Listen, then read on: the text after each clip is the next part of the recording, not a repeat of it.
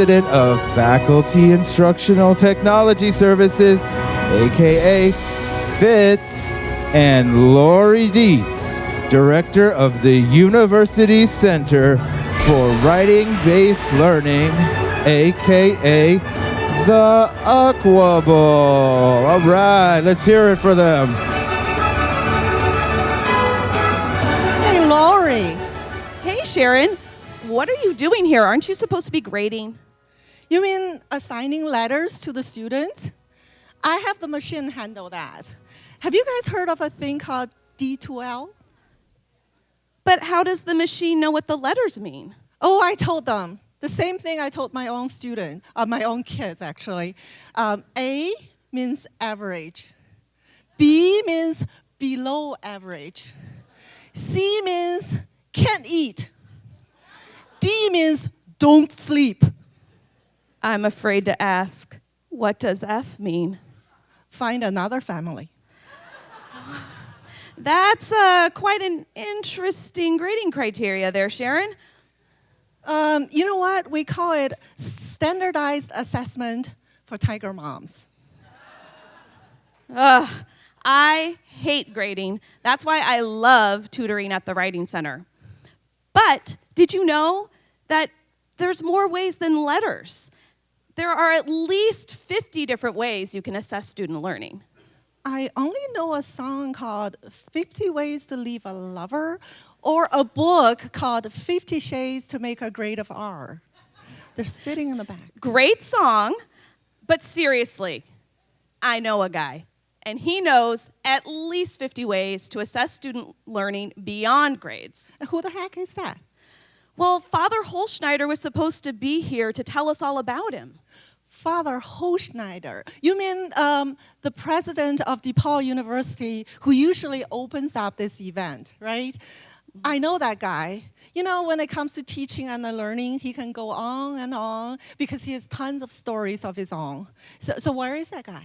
Unfortunately, he had to change plans, but he did send along a message for all of us. Teaching and learning are the heart of DePaul, and I'm enormously grateful for all the organizers and also the participants for gathering to think about how to always improve our practice. Thank you for all your work, and again, my deepest apologies for not joining you this year. So that's right, we need to thank the organizers even before we know whether this thing will pull off. So let's thank them first. So first for the planning committee, consisting of the Committee on Learning and Teaching, and the Office of Teaching, Learning, and Assessment, Student Affairs, and Aquabo, who only knows how to write, and FITS, who lets the machines do all the work, and QIC. Wait, they weren't on the planning committee. You know, money always works.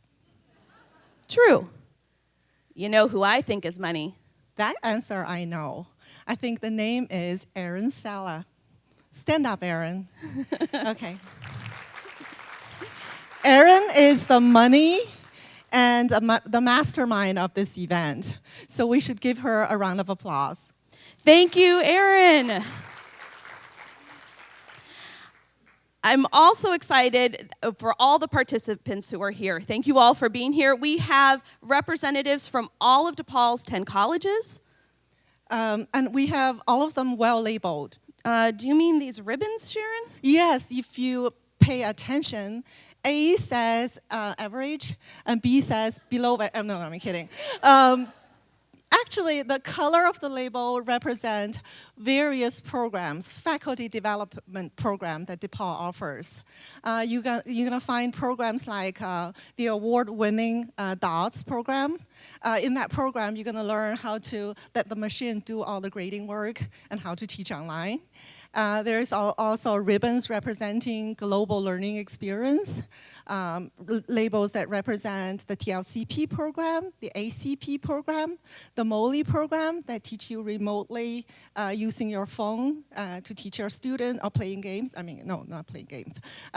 use the phone to teach. And the QM Star program, faculty graduated or with the label of the QM Star program are the ones whose online and hybrid course received a perfect score in their course review. So you do want to talk to these people and ask them questions because they know more than letters. I'm also really excited because we have participants from some of our neighboring colleges and universities in the Chicago area, people from places like Concordia, Chicago State, Loyola, and the city colleges. We're so glad you're here. And you know what? I found it unbelievable because in the weather like this, all of these people chose to come here instead of staying home, playing on the phone, and tweet. Can't they still play on their phones here? Only if they tweet and use the hashtag TLCON17. And you can browse our online program with the bit.ly TLCon17 as well. There you'll see live updates to our program, including, unfortunately, a cancellation of the 11 o'clock workshop by Mary Bridget. Is there anything that we have to play? In fact, there is. If you stay to the end of the conference and come to our reception and resource fair, you can enter to win a chance at lots of fabulous prizes. That sounds wonderful. So back to the original question. Who you said was the guy who knows the 50 ways to leave a lover? I mean, the 50 ways to assess a student. It's Tom Angelo. Oh, you mean the godfather of assessment. And this godfather was one of us. He was part of our very own School for New Learning, where he helped start the Assessment Center. Oh my God. And he has over 30 years of experience being one of the leaders in the fields of teaching and learning development, curriculum design, and assessment. Oh, and I heard he's well-traveled. He's internally known by all 50 states in this country and internationally known in 18 countries. And he can rock a microphone. With fancy sounds like 50 ways to leave a lover. Or assess a learner. Oh, that sounds wonderful. And I heard, like you, he can write. Oh, thanks, Sharon. And one of my favorite things that he's ever written is the book Classroom Assessment Techniques. And in it, he outlines 50 ways to leave your lover. Exactly. No. 50 ways to assess student learning. You got me, Sharon. And this is the book that we give to all our incoming or new faculty member at the faculty orientation. And we are obsessed with it at the Equable. You know what? Today, if you're lucky, after you finish your conference evaluation, you may even win a copy for yourself. And maybe he'll sign it. Okay. So please join us in welcoming Tom Angelo. You just slip out the back, Jack. Make a new plan, Stan. You don't need to be coy, Roy. Just get yourself free. Hop on the bus, Gus. You don't need to discuss much. Just drop off the key, leave, and get yourself free. Ooh, slip out the back, Jack. Make a new plan, Stan.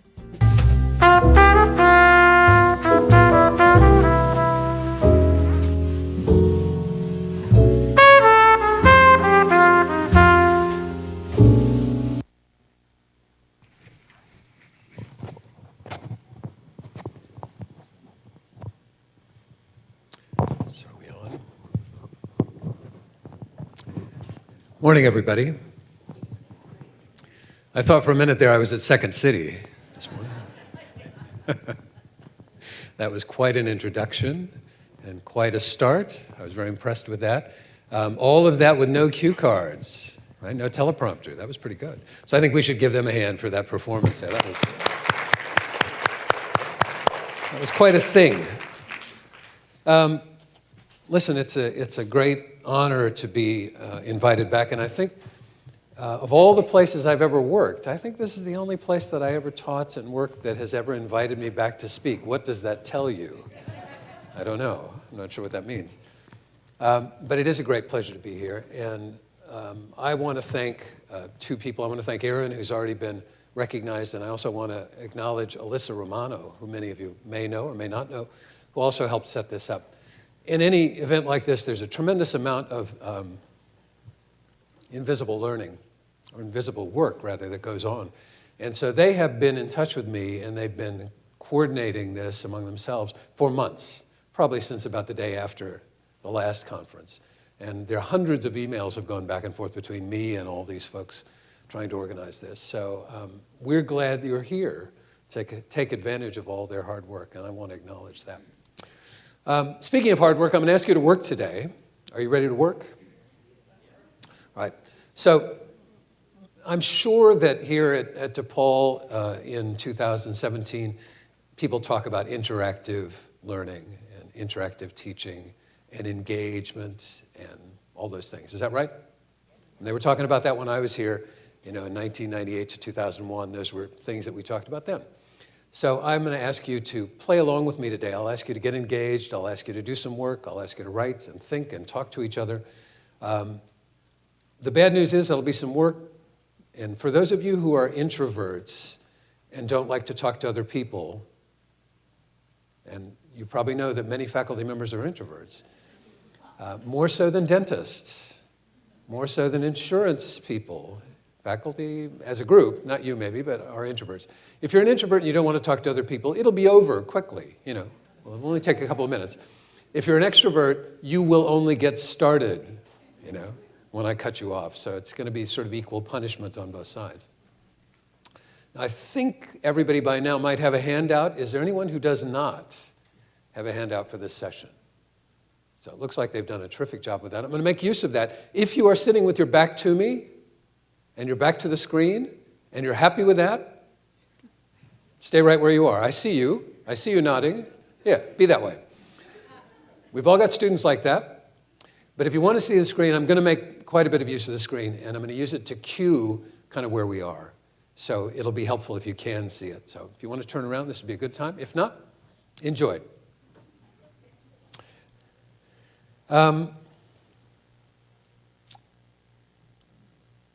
So I want to start with a disclaimer about this, because I've learned over the years that sometimes I say things that people interpret as critical of higher education and maybe even critical of their institutions.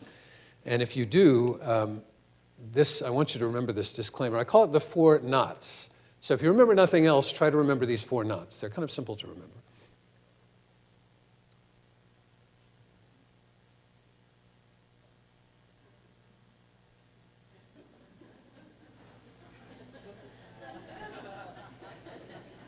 Got it?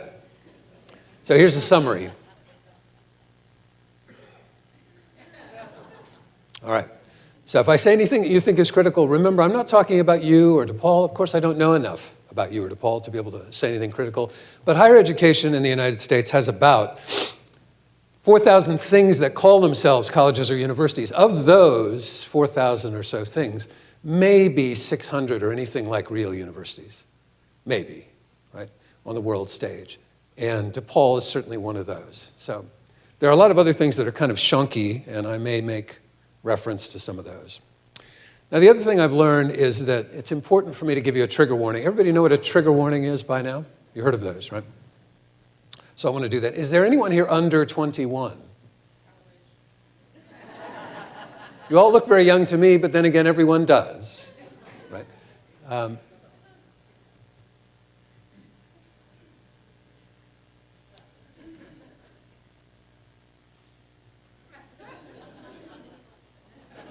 Fortunately. Yep.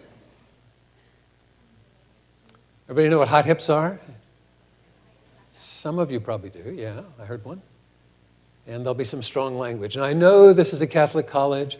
If you're a person like me with a vowel at every end of your name, right? I'm very familiar with all that. But sometimes we have to say things, So you've been forewarned. I will try to warn you ahead of time in case, you want to cover your eyes or ears, when we get to those spots, but there are going to be some tough things. So I need some help from some of the classics people here. Anybody here teach classics? You do. All right. So you may be able to help us. We might be able to get a volunteer from way in the back. But I need someone who can tell the room maybe with the help of a microphone, in a minute or so, who Sisyphus was and why we still read and talk about him. Got any volunteers? Can give us a summary in a nutshell of who Sisyphus was and why we still talk about him? How many of you graduated from universities or colleges in the United States? Let's hands up. Okay. How many of you went through general education? All right, you're on, right? I'm sure you studied the Greeks and Sisyphus, all these things you know. So this lady will help us. Thanks for that. So we're going to give you a mic. If you turn around and talk to them, you can just tell them in a nutshell who Sisyphus was. They're ready for you back there. Well, just in a nutshell, Sisyphus was trying to roll a rock up a hill, but he never could. It would keep coming down. That's a nutshell. Okay. Anybody want to add anything to that? That's quite correct. Anything else we need to know about Sisyphus? My wife's philosophy, she says it's important that he enjoyed doing it. I don't think they heard you. He enjoyed pushing the rock. He was cool with it. Even though it rolled back down every day. That's what Camus wrote about Sisyphus, but Camus was French, after all. I mean, so the idea that this guy enjoyed pushing, I think Camus really said, you know, if you're going to have to push the rock anyway, you'd better make the best of it. Now, there are lots of versions of the Sisyphus legend, but most of them center on this idea. Sisyphus was a very bad guy. He was a king. He was an evil king. He was the kind of king who invited you for dinner and then ate you, right? And so Sisyphus was one of the rare people in these stories who was punished and deserved to be punished by the gods. And he got away several times. The gods punished him in various ways, and he got away every time until the last time, when the gods finally got him and they gave him this rock to put. And as you said, he pushed the rock every day up the hill, up this mountain, and at the end of the day it would roll down and he'd have to start over again. Think about this. Pushing the rock up the hill, grinding, grinding, grinding. You get to the top, it rolls back down. Does this remind you of anything? Does this remind you of anything? Think, think, think, right? We need to make analogies between these ancient stories and our lives.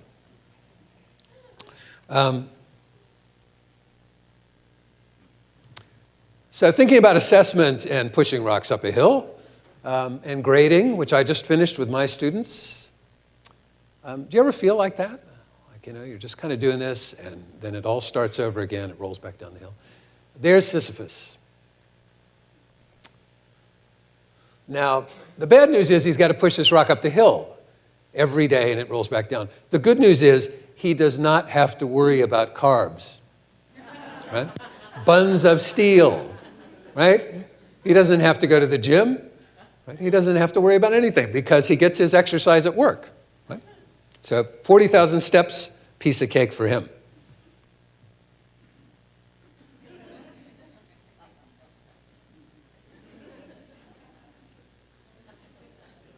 So maybe as teachers we feel more like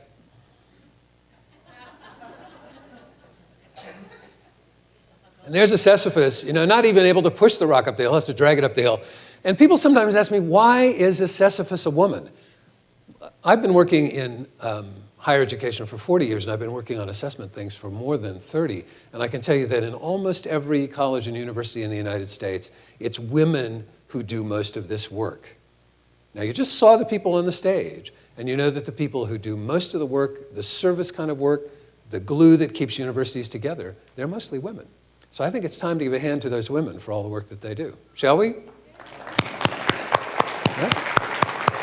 Universities wouldn't hold together without them. We wouldn't. So there's a Sisyphus dragging a rock, more appropriately dressed for the task, you got to say. She's sensible, right? So when a Sisyphus looks out to the future and thinks about, you know, what's it going to be like being in academic life for 30 years, 40 years?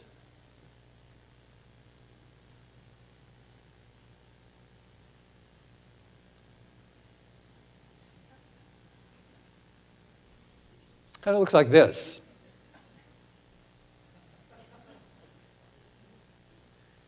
In most universities. Of course, not here. Remember the 4 knots? Not about this.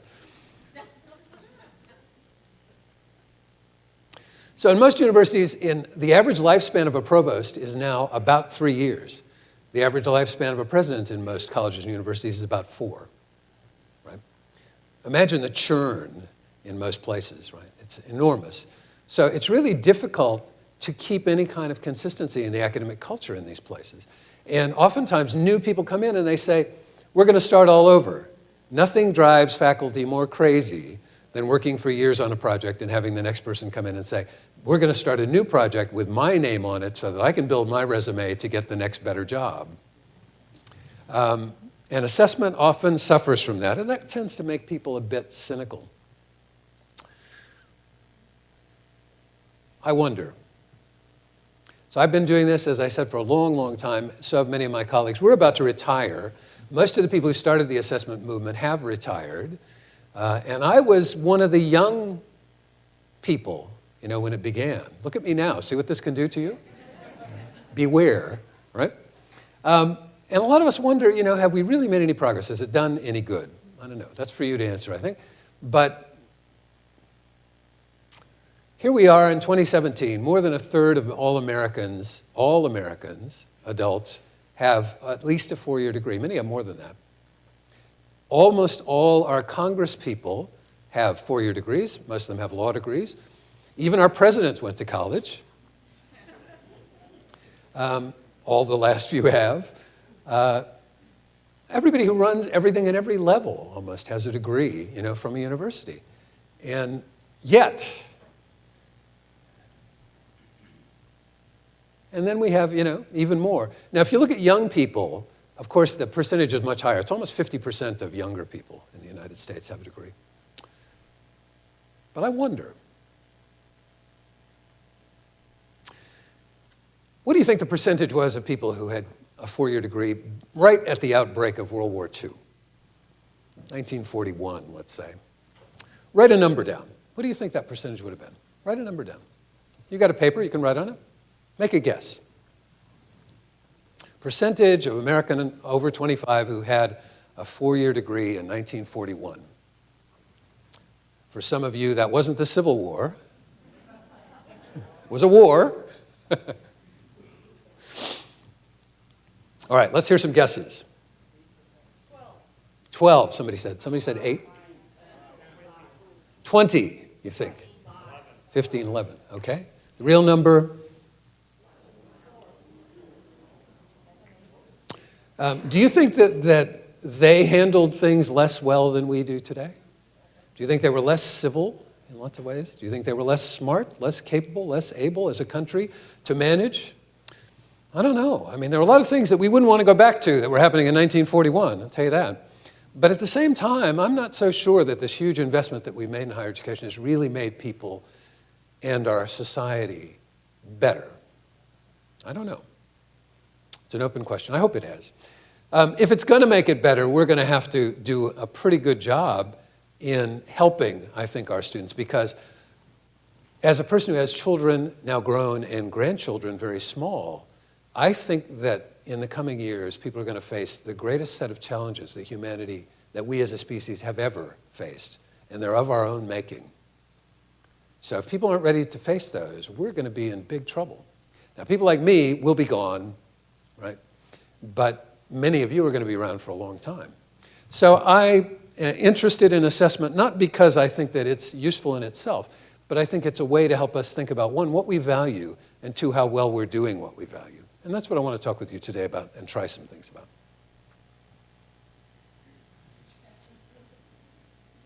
So some people say, why don't you read your slides to me? How many of you have been to a conference recently in which people read their slides? Been to one of those? Did you love it?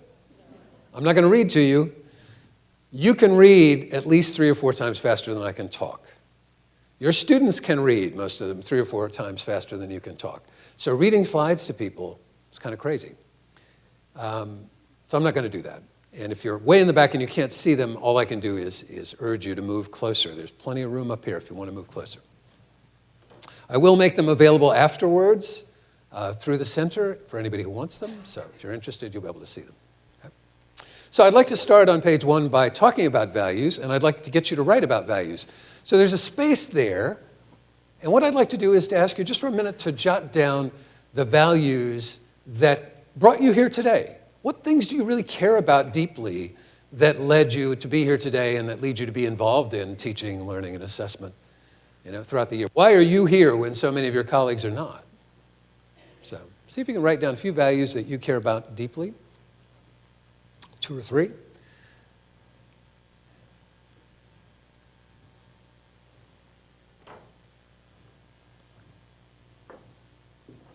And because I have a microphone like this, I can walk around, just like I do in my classroom, watch students shopping for shoes,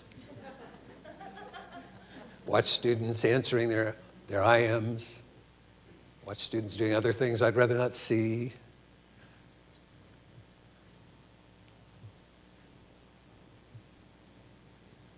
Grading papers. My students usually aren't grading papers.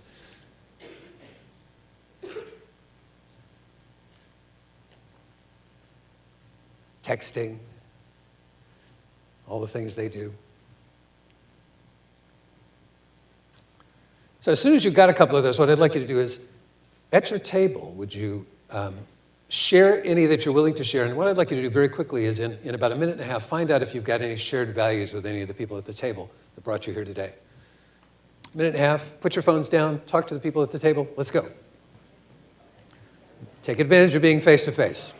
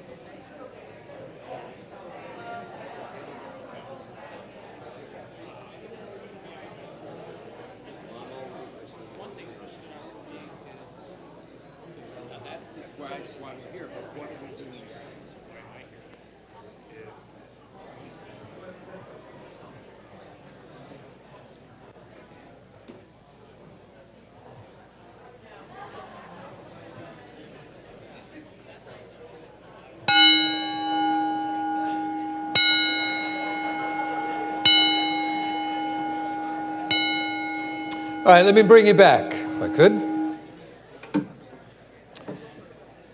So you could talk about this for hours, and this is a value-driven kind of institution, and the Catholic and Vincentian values that form us, undergird kind of everything that you do at DePaul are very important. But I'm interested in what you personally care about. So given that we have all these people and we have very little time, I'm going to try to poll you on these. So if you'd raise your hand if I list something here that you mentioned. Any of you say this is something you care about? That's about 7 people. Well, unless you raise your hand high, I can't see it from here. All right, 12 people. Improving teaching effectiveness. How many of you care about that? Okay, that's 88.3%. 88.4% plus or minus about 0.7, right? Anybody say this?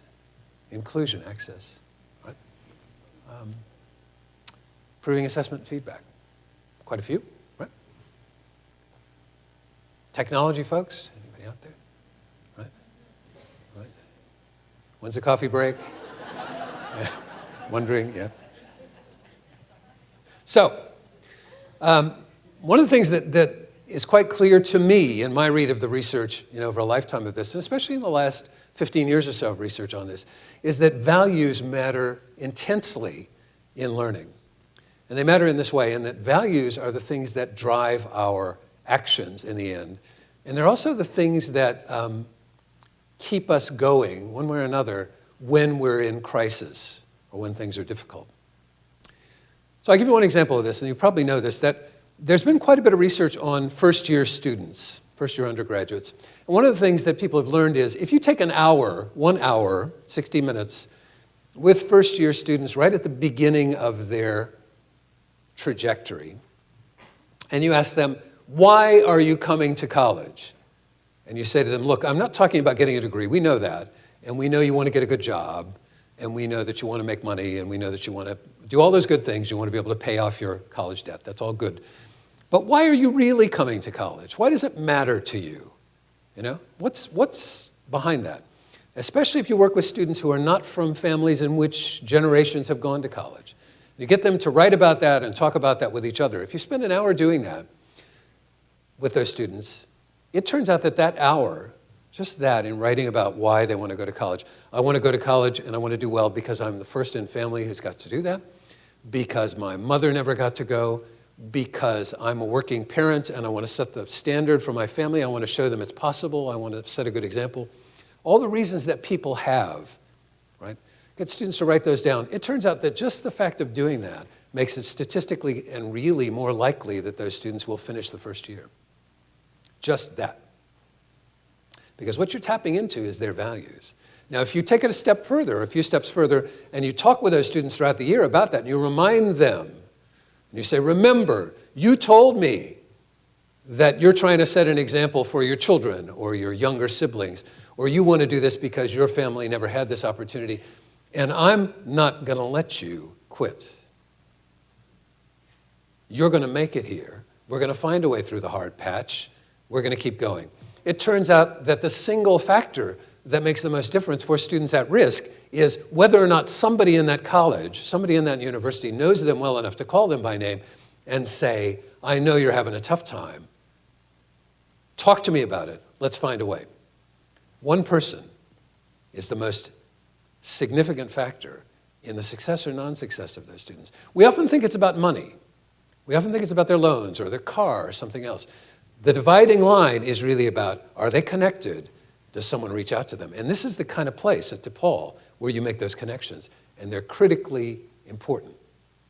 But reminding students of the values that brought them here is one of the things that we can do that can help them stay, succeed, finish, thrive.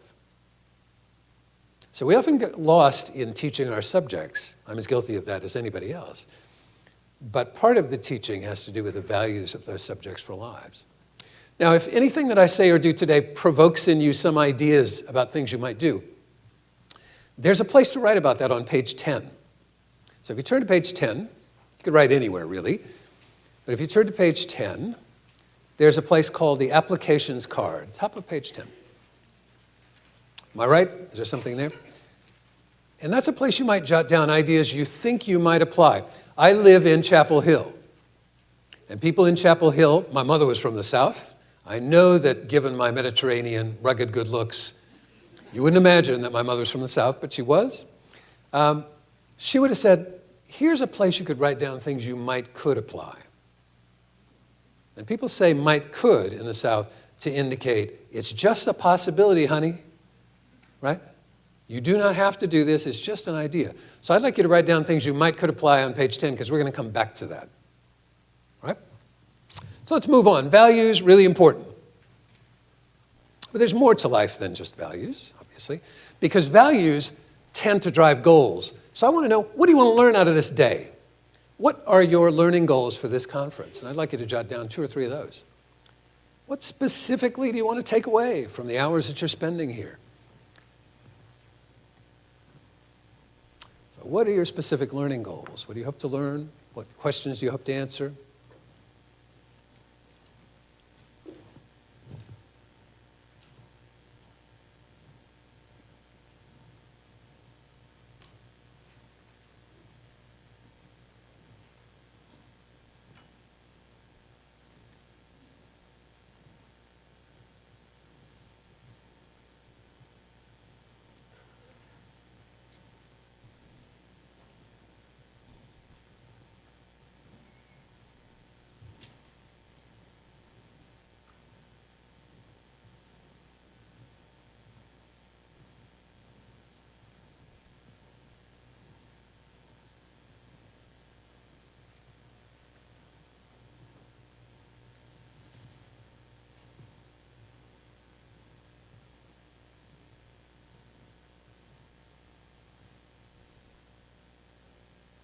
All right, this time I'm going to make it harder, but I know you can do this.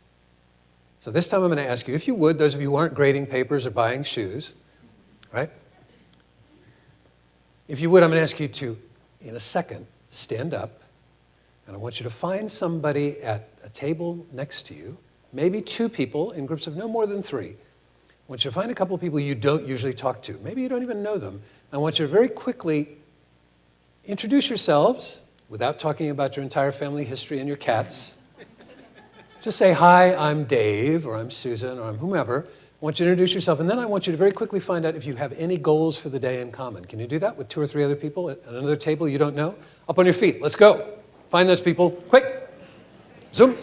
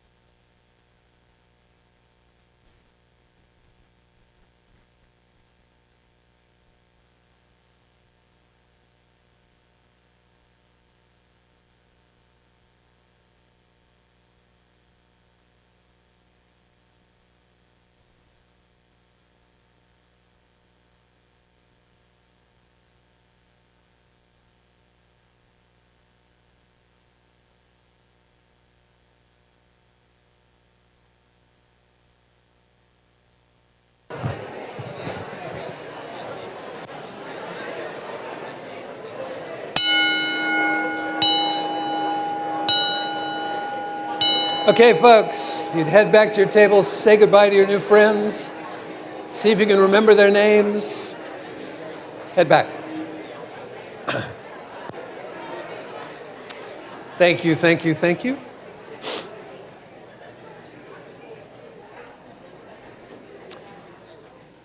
Now, I am well aware that I could have walked out of here, gotten a cab, gone to the Art Institute, right?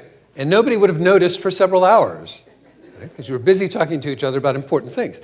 And that's as it should be. I hope you'll talk more about some of those things as the day goes on, and I hope you'll talk with a few people that you don't usually get to talk to.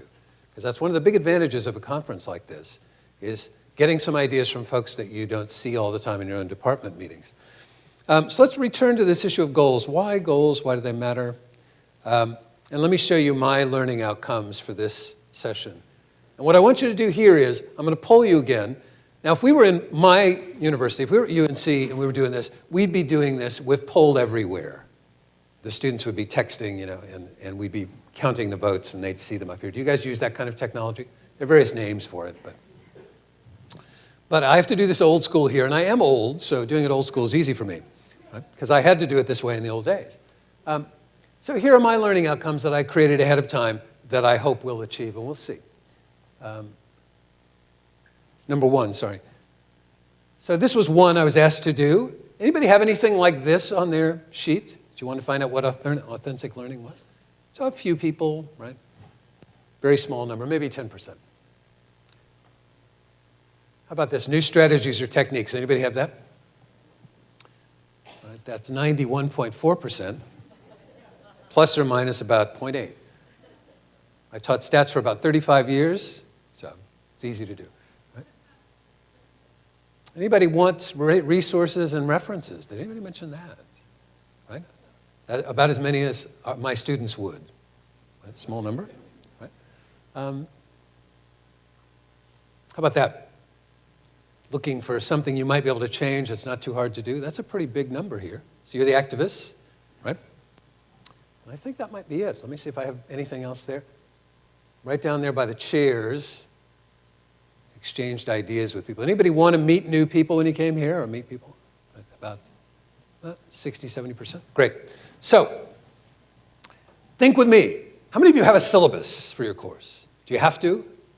Yeah, I think you do. Like when I began teaching, the word had just been invented, so we didn't always have them.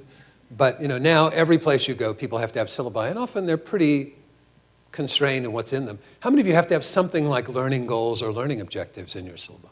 Everybody. Yeah, pretty much true everywhere. How many of you think your students read them carefully and with interest? I'm not seeing a lot of hands. 2. These people are deluded. Let them continue to believe this. So my students are just the same as any students, right? And so I have my learning outcomes in the syllabus. I work on them very carefully. After all, I'm supposed to do this, pretty well. So I try to have, well-written, thoughtful ones. But I find the students really don't warm to these. One, they're not written in language that really makes sense to the students. They're not sort of normal human speak. And 2, they don't see the point of it. Now, I'm going here toward goals, so go with me. So what I do before I ever show them mine and talk about mine and the course's goals is I ask them to write about their learning goals. And I say, look, I know you want to get through this class. If it's a required course, I know you want to get out of here, you want to get a good grade, you want to move on to the things you want to take, you want to get through your degree, you want to get a good job, all those things. Those are all great goals. Don't write about that because everybody has those goals. Instead, I want to know, what do you want to learn here in this course through the work that you're going to have to do to pass, or hopefully do better than pass? What do you hope to learn about, in my case, let's say stats, or other courses that I teach? So I ask them to write as I asked you to write. Then I get them to talk in small groups with each other. And that gives them a chance to sort of think about and process those goals a bit. And sometimes they hear goals from other students and they say, that's a good one, and they write that down. I always have at least a few young men, they're almost always young men, the type, the intellectuals with a baseball cap on backward.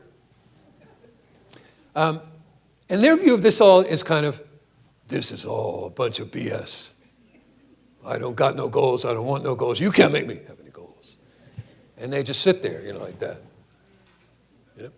And so they don't write anything down. They're doing whatever they're doing. And then they're with their group. And in their group, there are a couple of really attractive people that they'd like to like them. And they notice that these people all have goals. So I want these young men, full of potential.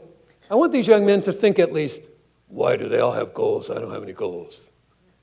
What's with that?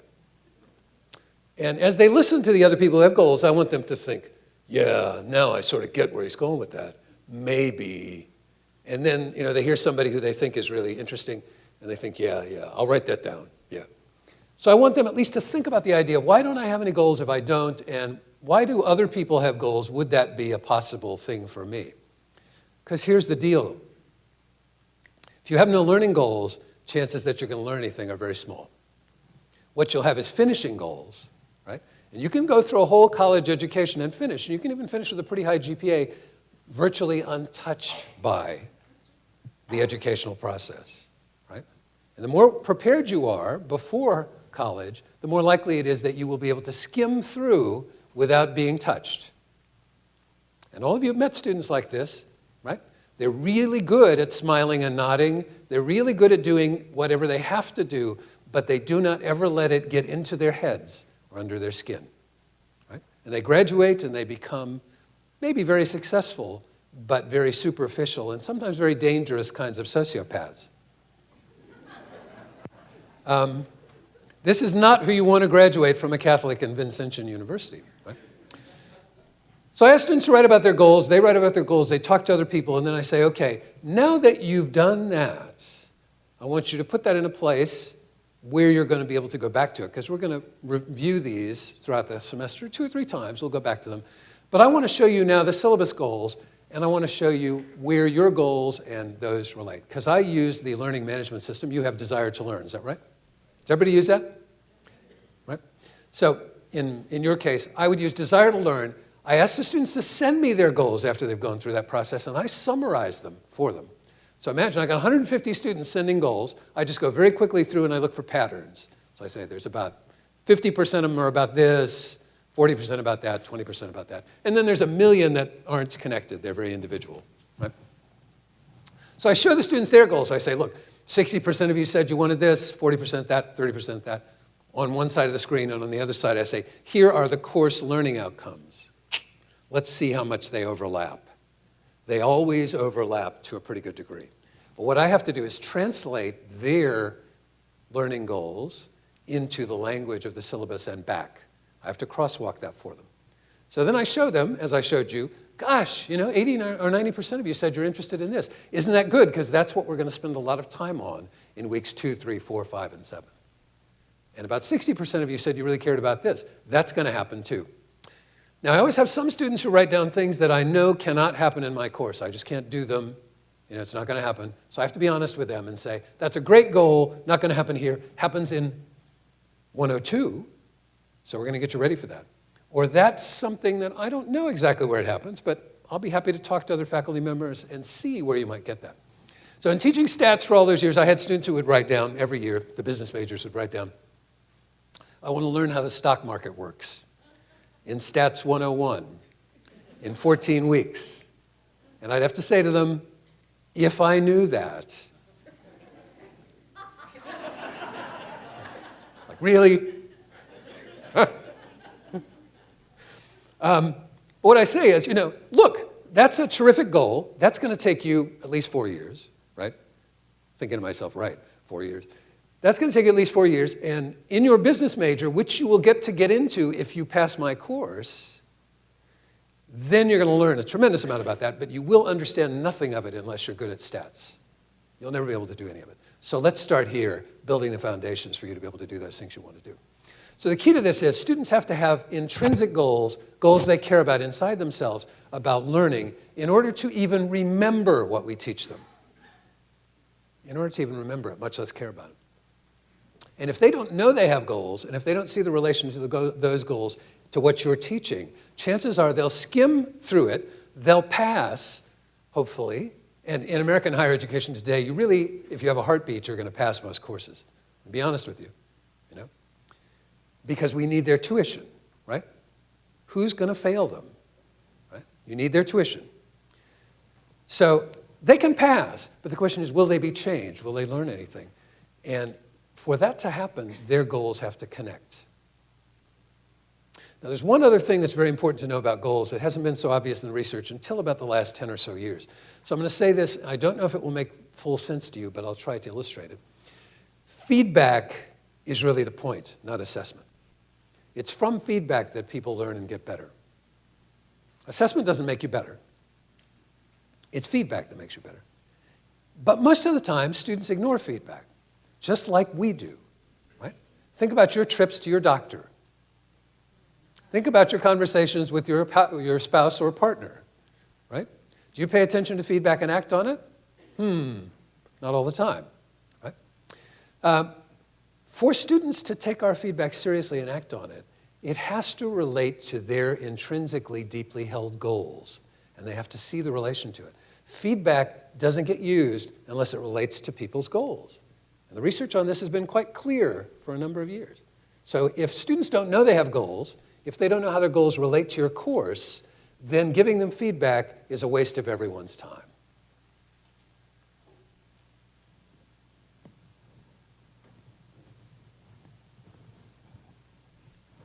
And many faculty members, meaning well, waste a lot of their time giving students feedback that isn't even read or heard. Not you, not here at DePaul, not at the colleges you went to, right? moving on. So here's really what I hope you end the session with.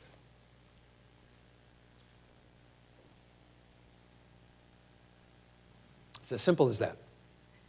How many of you think we can do some of this in the time we have left? Believe me? Right, well, you have to care. We'll see. All right, I've shown you page 10. That's the most important page of the whole thing. And on the back side of that, there's more room to write notes if you want to. So I'm going to stop for about 45 seconds and let you write any ideas down now that you want to capture before I talk and make you forget them. Right, so any ideas you've got so far that you could use about goals or values or assessment or feedback?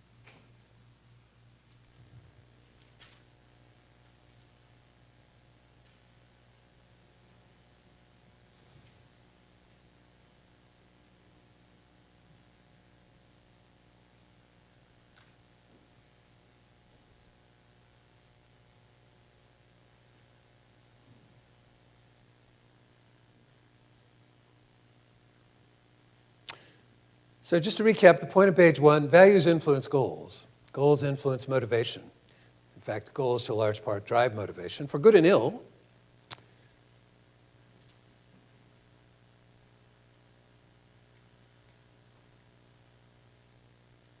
Let's go to page 2. Some of you thought we'd never get there. Here we are. So it's sometimes useful to know something about students' interests. And what I've given you here is a list of questions, kind of like a list of questions that I use with my students about my course. And again, I use the learning management system, great advantage of technology in that regard, to poll them either right before we start, if I know who they are, or on the first day of class. So I might give them a list of questions and ask them, as I'll ask you, circle the ones, the 3 that you're most interested in. No more than 3. So take a look at these, circle the 3 that are most interesting to you. Top of page 2. Or if none of them are, you could write in your own question.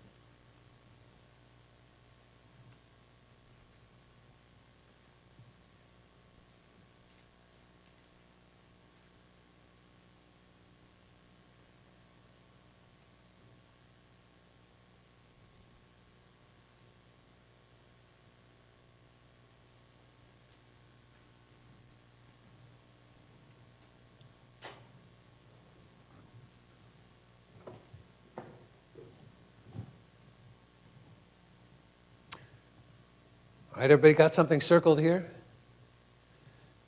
Now, one great advantage of having the learning management system is I can send this out to students and they can read it in their own time. And if it takes them 3 minutes to read it or 10 minutes to read it, it doesn't matter because they can do it at their own time and process it like they want. Or if it takes 30 seconds, terrific. When I try to do it in the classroom, right, I'm always going to either give too much time or too little time for any of these activities. So there are big advantages to exporting some of the assessment and feedback activities I get outside of the classroom. It's more equitable, especially to students who are non-native language speakers, who are dyslexic, other kinds of things, right? And also for the students who are really fast and are always bored with me because they think they're so much smarter than me and so much faster than me, many of them are, they can go as fast as they want to go, right? I'm not holding them up. The other students aren't holding them up. So we need to take more advantage of exporting work, and that means they have to do the work. It has to be consequential to them. So how many of you circled 1? Let's just do a quick polling. You know, I'd be able to see this on the screen, obviously. 2. 3. Almost nobody for 3. 4.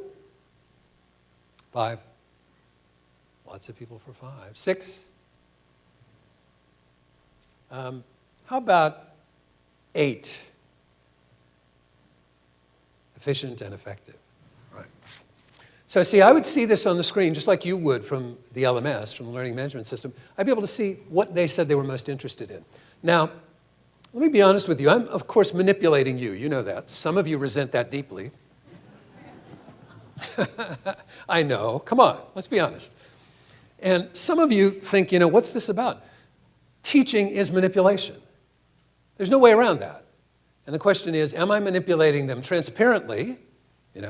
Am I manipulating for the good, for their own good, with their own good more in mind than mine? And am I doing it skillfully so that they'll in fact learn the things they need to learn? Because there's no way around manipulating them. Right? I'm in charge. They're important. I'm the one who's in charge. They're the ones who are important. Right? And so I have to take seriously that role of a manipulator and try to do it well. And this is part of what I do. So I'm going to teach all those topics in my course. I'm going to try to deal with all those questions. I'm going to get them to read and write about all of them. But because I know the course really well, I could do that in a lot of different orders. So why not start with a couple of things that they have exhibited the most interest in? Why not start with the things they're most motivated to learn about? And how am I going to do that without assessment? Because I wouldn't know.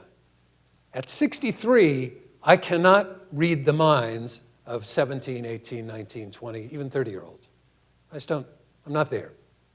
Right? When I had kids in college, I could ask them, and they'd say, "Are you kidding?" Right? I'd say, "But what about this?" They'd say, "Dad, don't say that." Or they'd say, "That's hopeless. That's really hopeless." Right? But my kids are almost 40.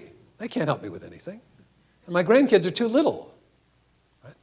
So I have to ask students rather than assume that I know what they're thinking, because I don't know what they're thinking. Can't know.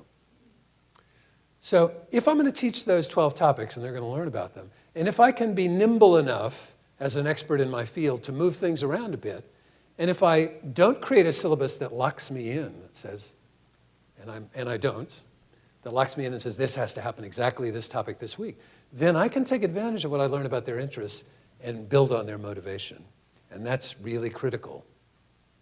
If I can start with things they really care about, if I can start with things they're interested in, half the battle's done. If I start with boring things they hate or have no interest in at all, I've got a real hill to push that rock up. So I want to lower the hill that I'm pushing the rock up as much as I can. And this is one of the ways to do it. So you might think about that. Interests matter. You can poll interests so easily with the technologies we have if you have the flexibility to move things around even a little bit.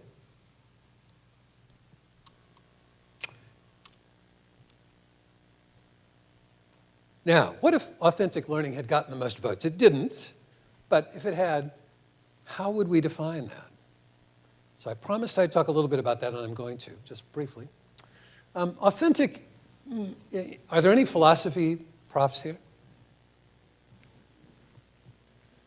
I see one, maybe. Am I seeing just one? Okay. Is he the only one left in the university? Thanks for being here.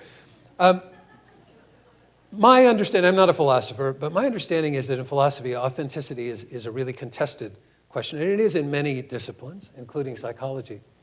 But it means in everyday life a couple or three things that I think most of us know about. One of them is true to life. So when people talk about authentic learning, they often talk about learning that's going to prepare students for jobs or careers, or that's very real world.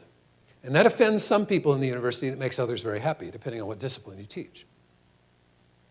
The problem is, with that, as important as it is to prepare students for the real world is moving much faster than universities are. We're always way behind.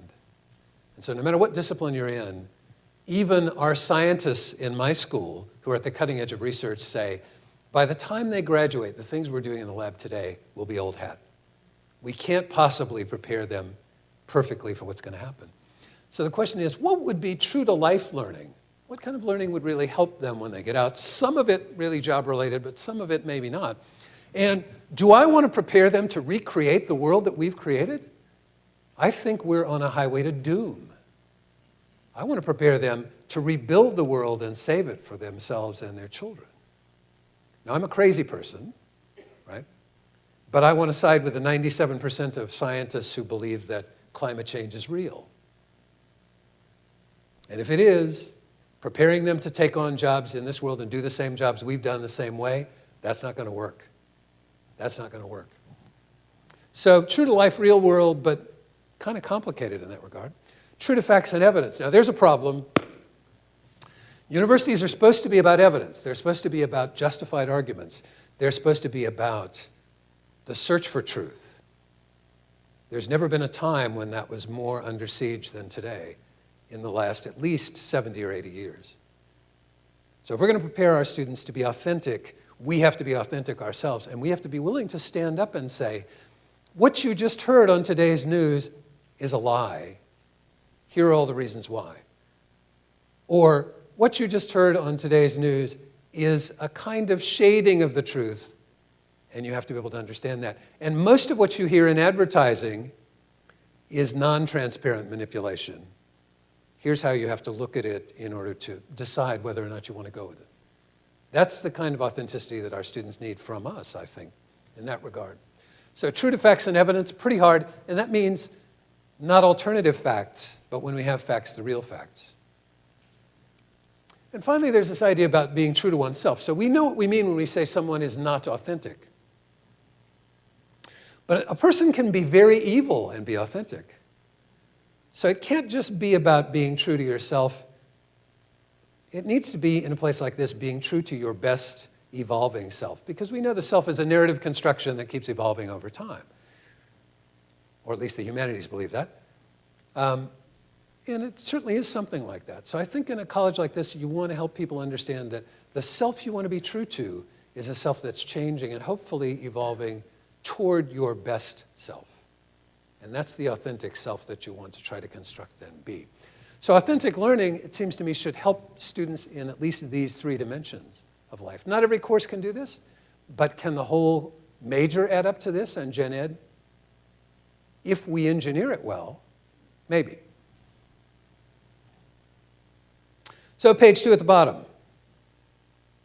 Now, how many of you teach terminology or vocabulary that's new to students when they come to your course? How many of your students? Yeah. So it would be odd if you said no, right? I mean, who doesn't? So at page 2 at the bottom, I've got a list of terms. All I want you to do is to mark them very simply, plus, minus, or question mark. If you know the term really well, put a plus next to it. If you could explain it. If you don't know it at all, put a minus. And if you're not sure, put a question mark. So just go down that list of terms really quickly, put a plus, a minus, or a question mark next to each. 60 seconds.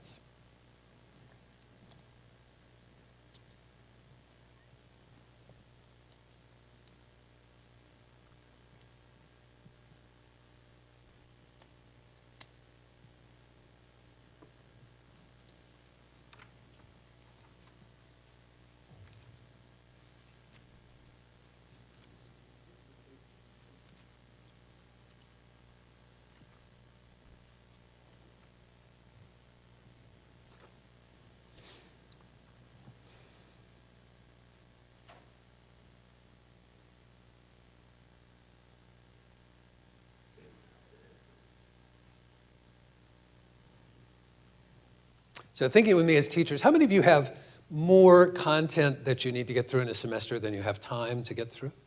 Raise your hand. If you're not raising your hand, you're not paying attention. What teacher doesn't feel this way? I have my whole career, everybody I know does. So one of the things I have to think about is, what could students learn on their own? What do they need me for? What can they help each other with? So when I'm looking just at terms, just simple knowledge, the basic stuff, one thing I do is send out this sort of assessment to students, and I say, okay, mark them up, plus, minus, question mark. Get in your study groups, because I assign them to groups of 5 to work together. Could be 6, could be 4. 5 is a perfect number for me. They have to work together on various things, and I say, and in your group, before you come to class, decide which one of these you most want me to deal with. Right? So I got 150 students, they come to class, that's about 30 groups. Each group gets a vote. They get to vote for one item on there that they want me to deal with. And they have to do that through the LMS. So I know before I walk into class which things they're most troubled about. And I say to them, I am not going to talk about the things you can teach yourself by doing the readings. You can learn those terms on your own. I'm not going to talk about the terms you can learn with each other. The only things I'm going to try to help you with are the concepts that you can't figure out without my help, because that's where my value add should be. Bless you. So in order to have the time to deal with the things that they most need me for, I have to use assessment to figure out what those are. And I use them to tell me.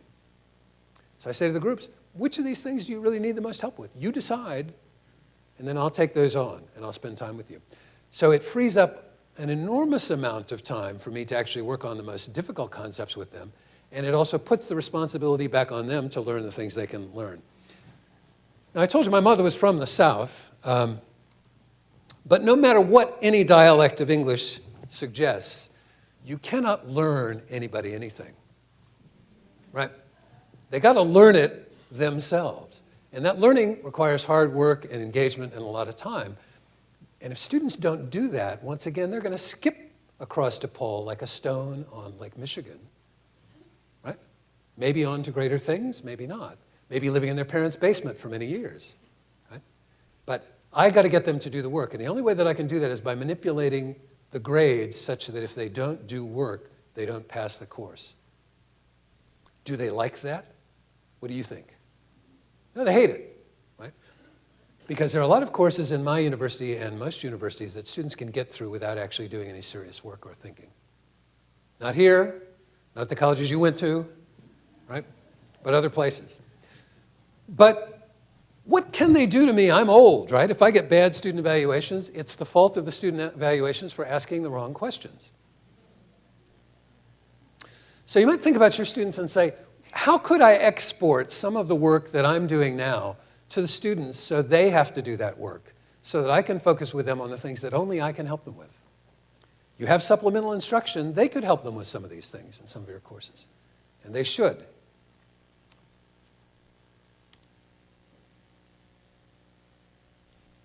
Now, I could have read that list to you. I could have given you that list as homework.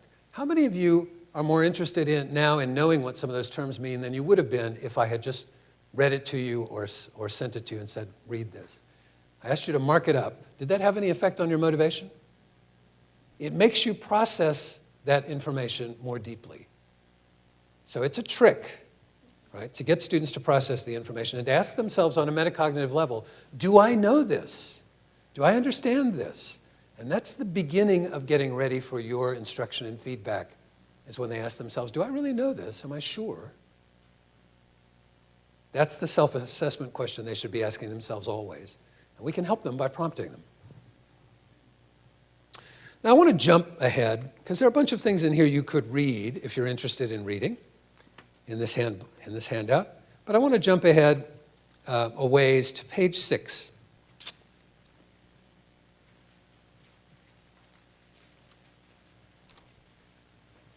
On page 6, there's a rubric.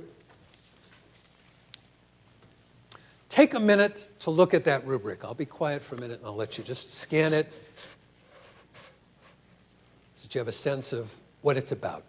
Imagine you're a student in my class.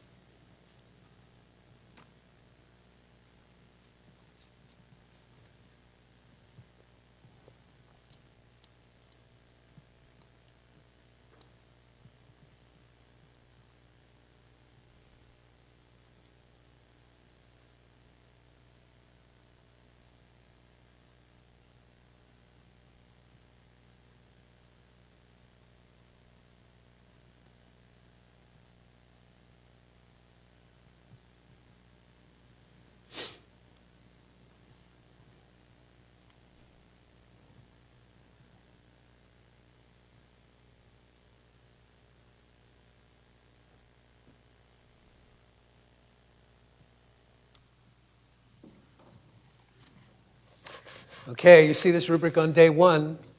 I spent a little time with you on it. This is your major piece of work that you're going to do. It's going to be the make or break in terms of whether you get an A or a B or a C.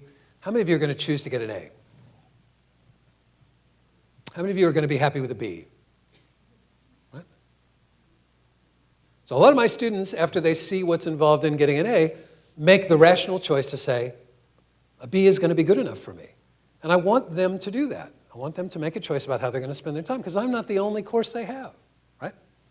So if this is not the most important thing to them, but I want to make sure that if they get a B, if they earn a B in this course, it's going to be because they've done really good work.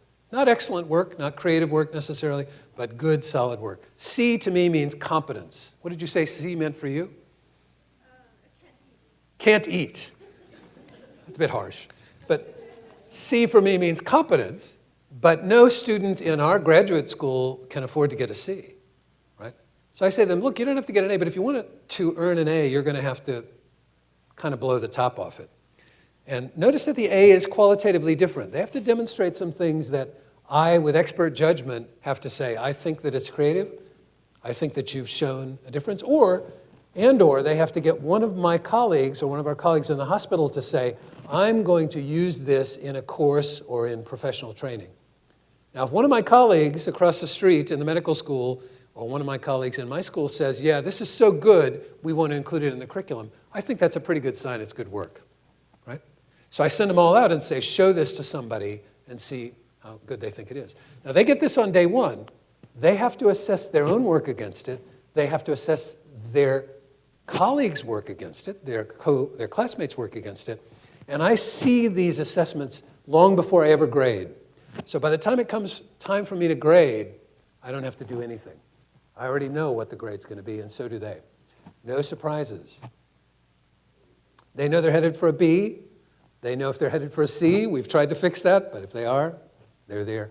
And some of the students know that they're probably on their way to an A. Because I've already seen it, and so have they, and they know what the standards are.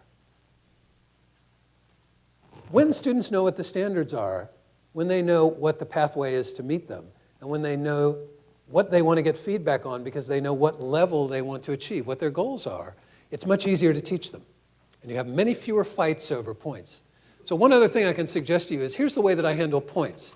There are no numerical grades in my courses other than 0s and 5s. Everything gets rounded in the end. So I say to them, you'll either get a 90 or a 95. You'll either get an 80 or an 85 in the end. I'm not going to argue with you about points. You'll be rounded up or down. So don't come to me and say, I got a 76, I should get an 80. We're not going to talk about it. Don't come to me and say, I got an 81, I should get an 85. Not going to happen. So you know what you need to do to get a high grade. Go do it. Don't waste your time or mine talking about trivia. Too much of the time, we turn students into point grubbers and focus their attention on grubbing points instead of learning things. That's our fault, not their fault.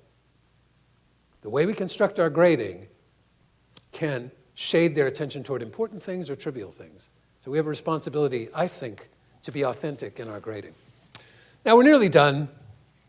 If any of you want to know anything about what else is in here, I'll be happy to talk with you in the rest of the day, but there's a couple of things I want to mention last. Bottom of page 10. I'm sorry, bottom of page 8.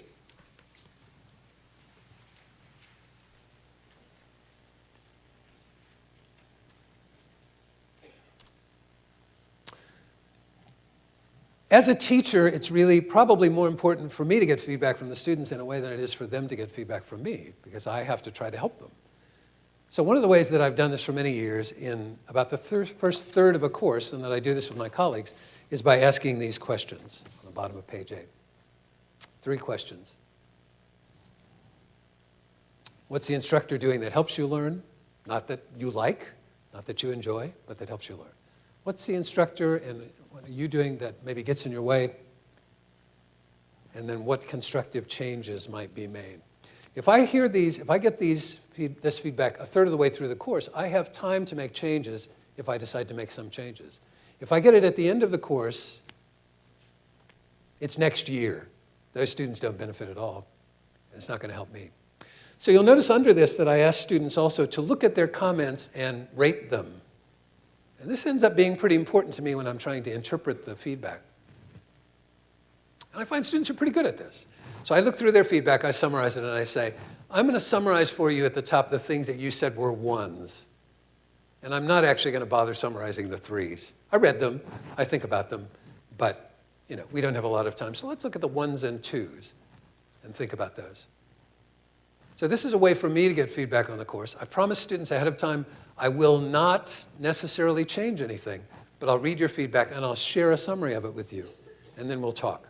So students will always say to me, as something that they think is important, they'll say, we need more examples, and we need you to go slower through the problems and work them with us. And I say, if you want me to do that, I'll do that, but that would mean you have to do more work out of class so that we can get where we need to go. And so I asked them, how many of you are willing to do another half hour of work between classes so that I can take more time to work problems? And then it's on them. They have to discuss this in their groups, and we vote. If they're willing to do more work outside of class, I'll slow down and do more problems with them. But it's got to be reciprocal. And that's one of the ways that I get them to take responsibility after they've given me feedback. Page 9. So take a look at page 9 and very quickly circle anything on it that does not look like your DePaul course and teaching evaluation form. Is there anything on here that looks different?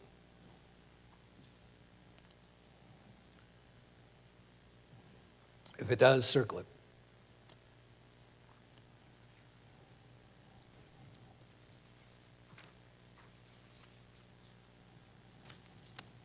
Anybody see anything different? All right, what do you see? What's different?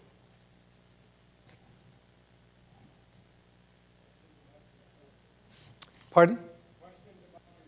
Questions about yourself. Anything else different?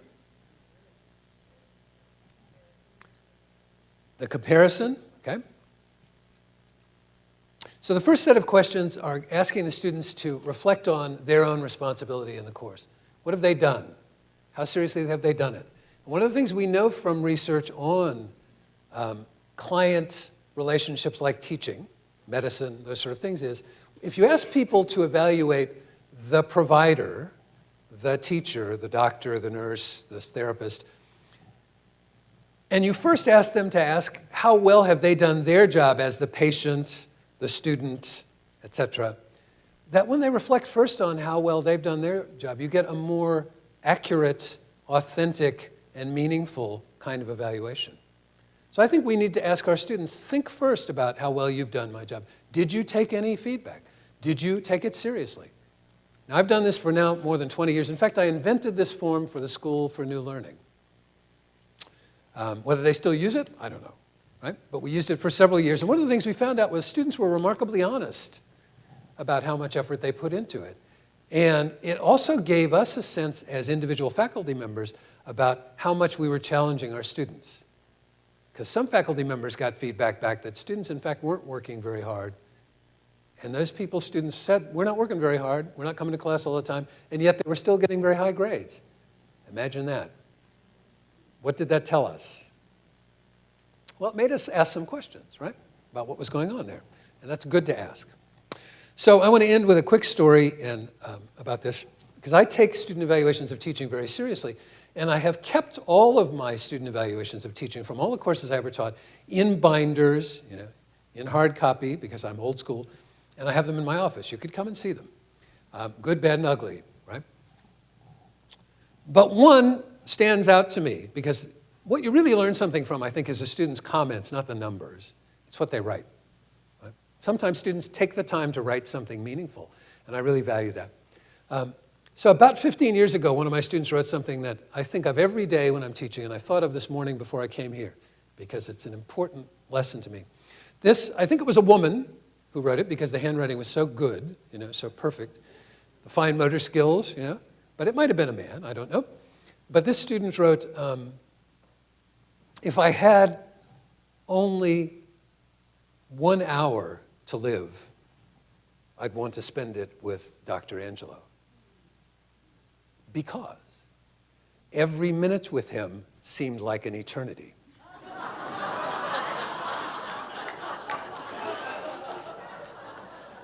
So, thank you for spending eternity with me. I hope you'll find something useful in this. Good luck, and I look forward to enjoying the day and learning from you. Thanks very much. Thank you.